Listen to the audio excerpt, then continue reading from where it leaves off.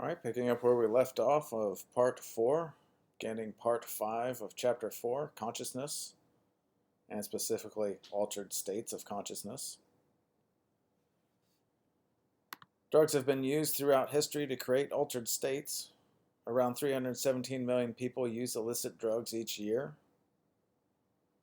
Other widely used drugs include alcohol, prescription medications, caffeine, and nicotine.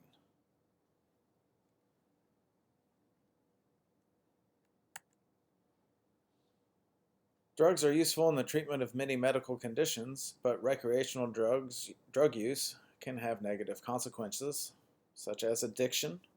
This is drug use that remains compulsive despite its negative consequences.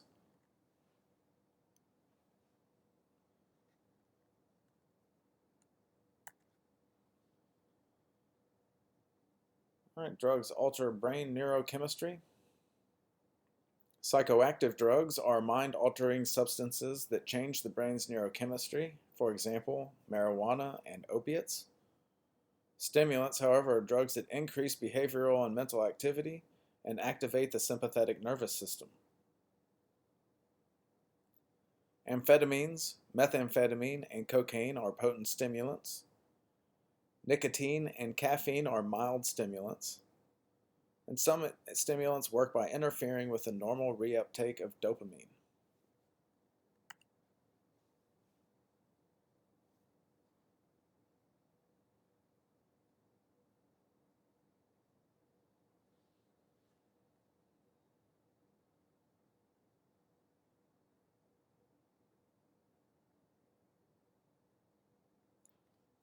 There are also depressants. These are drugs that reduce behavioral and mental activity by depressing the central nervous system.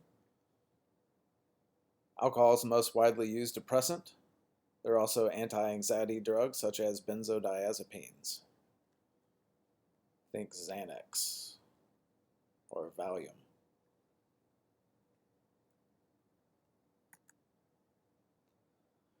Another class of drugs are called opiates. These are drugs that relieve pain, such as heroin, morphine, and codeine. They relieve pain by binding with endorphin receptors.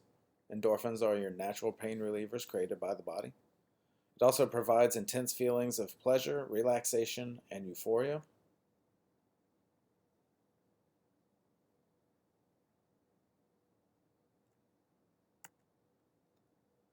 Another class are referred to as hallucinogens.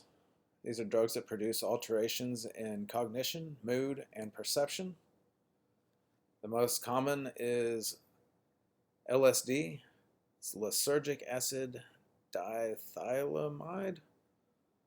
The peyote cactus and psilocybin mushrooms also produce hallucinogenic effects.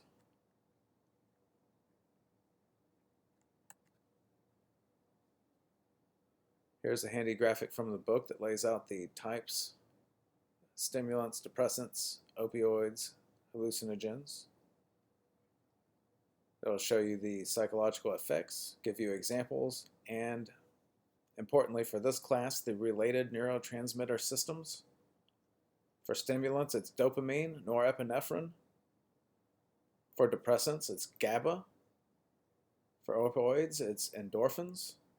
For hallucinogens, it's serotonin and glutamate.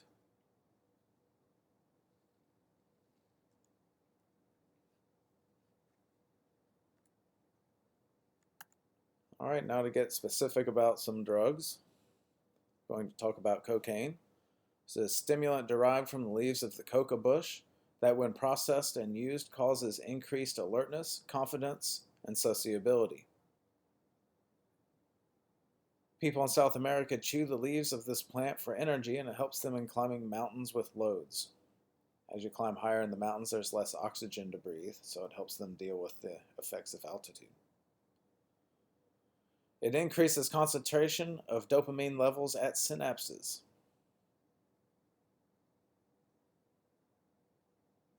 Habitual use of cocaine in large quantities can lead to paranoia, psychotic behavior, and violence. The reason why Coca-Cola is named as it is when it was first made, it was made with cocaine in it. people got addicted to it as a drink and created a problem. And also Sigmund Freud, I'm pretty sure, was addicted to it there for a while as he experimented with it and wrote about it in his journals. Freud was basically just a cokehead.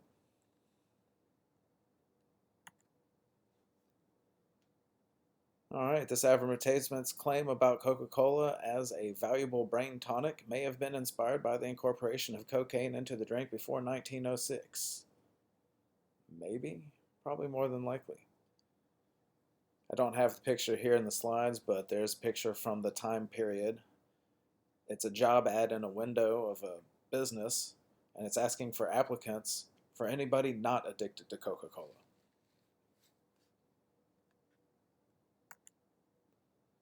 All right, another stimulant are amphetamines and methamphetamine.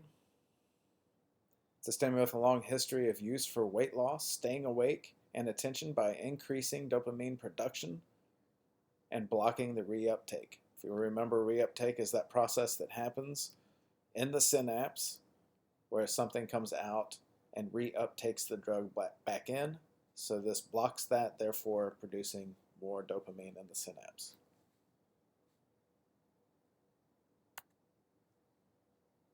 Opioids. Drugs that include prescription medications such as oxycodone and morphine, as well as the illegal drug heroin. Opioids have been used to relieve pain and suffering for hundreds of years. During the past decade, there has been an epidemic of opioid abuse. Most experts view the current epidemic as resulting from the greater use of prescription opiates for chronic pain.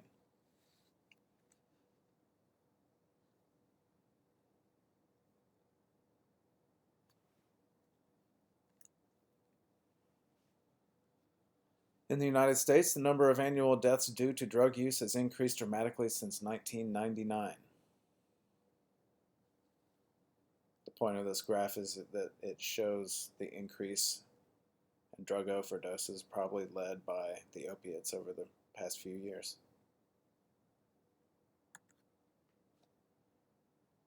And cannabis is another class of drugs. It's harder to classify this drug that produces a relaxed, contented mood and more vivid perceptions. This is the most widely used illicit drug. It's not easily categorized as a stimulant, depressant, or hallucinogen. The psychoactive ingredient in marijuana is THC, or tetrahydrocannabinol, and it operates at cannabinoid receptors in the body.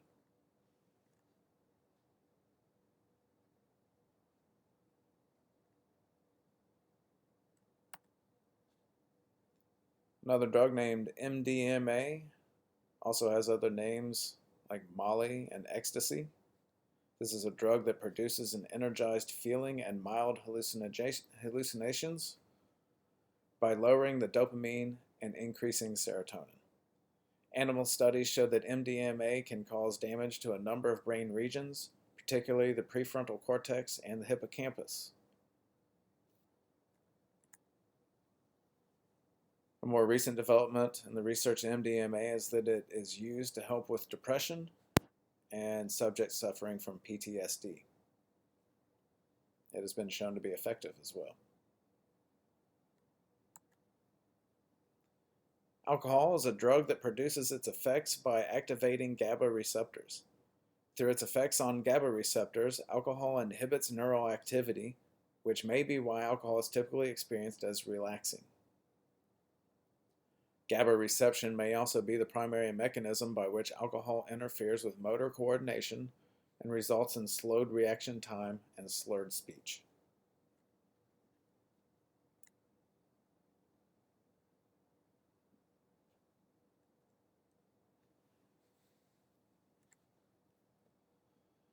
Now that we've gone through all the drugs, it's time to talk about addiction again, as it has physical and psychological effects. Physical dependence involves tolerance and withdrawal. Tolerance is that increasing amounts of a drug is needed to achieve the intended effect. Withdrawal is the physiological and psychological state characterized by feelings of anxiety, tension, and cravings for the addictive substance. Psychological dependence involves drug cravings without tolerance or withdrawal. Because tolerance and withdrawal are based on the biological fact of the drug.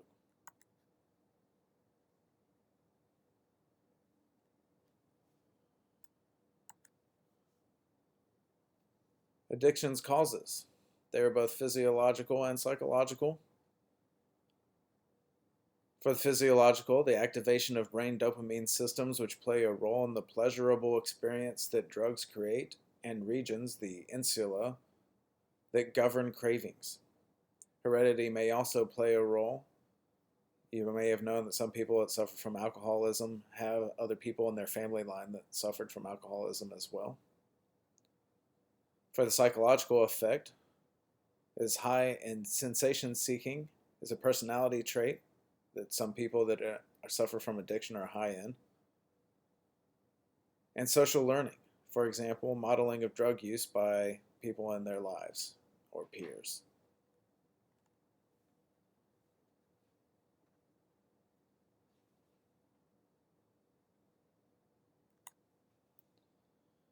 All right, here's a picture that shows the location of the insula, so the region of the brain that deals with reward.